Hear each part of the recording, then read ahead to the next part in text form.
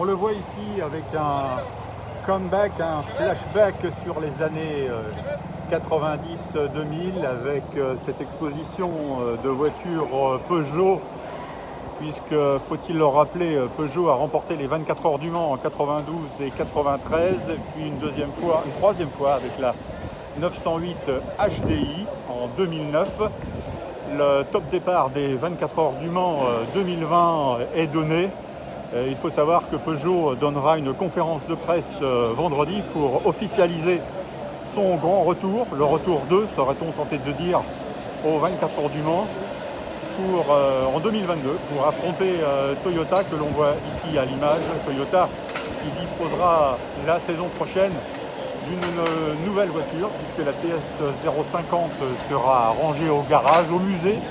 Toyota, et sera remplacée tout de go par une nouvelle version hypercar que l'on a hâte de voir apparaître au mois d'octobre. Sur ces images, on peut voir les nouvelles Porsche du team Dempsey Proton Racing qui sont actuellement en préparation dans les stands, puisque,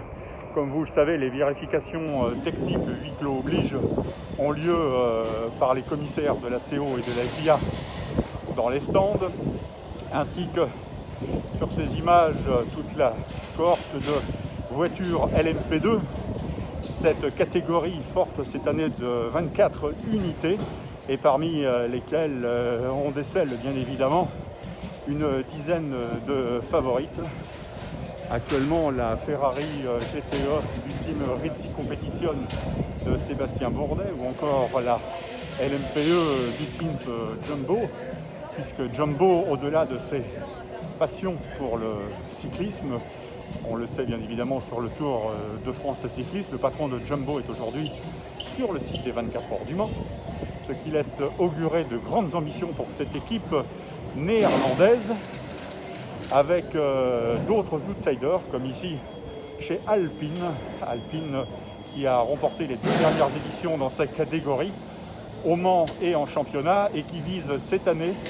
encore une victoire de classe et une belle victoire au championnat, avant de se promouvoir la saison prochaine dans la catégorie reine du LMP1, puisque le LMP1 pourra encore concourir la saison prochaine face aux nouvelles voitures hypercar. On passe hors toutes les catégories et la voiture du Sartois Julien Canal, cette LMP2 du Panis Racing, qui jouxte les Porsche privés, effectivement, ou professionnels, en l'occurrence là, puisqu'il s'agit des Porsche usines, qui cette année visent encore les premiers rôles de la catégorie GTE Pro. Vous le savez, la catégorie LMP2 vient nantie avec une multitude de candidats à la victoire et quelques nouveautés, avec un équipage féminin aux couleurs de l'équipe Richard Mille et une certaine Sofia Flores que l'on avait vu l'année dernière être victime d'un accident très spectaculaire à Macao, et dont le stand est juste à côté des LMP2 de l'écurie United Autosport, qui truste actuellement les victoires en LMP2 aux côtés de Dragon Speed, aux côtés bien évidemment des écuries italiennes et nombreuses engagées dans cette catégorie, où les progrès sont notoires au fil des ans, comme on a pu le constater, avec des vitesses de pointe qui se rapprochent de plus en plus des LMP1, ce qui a d'ailleurs permis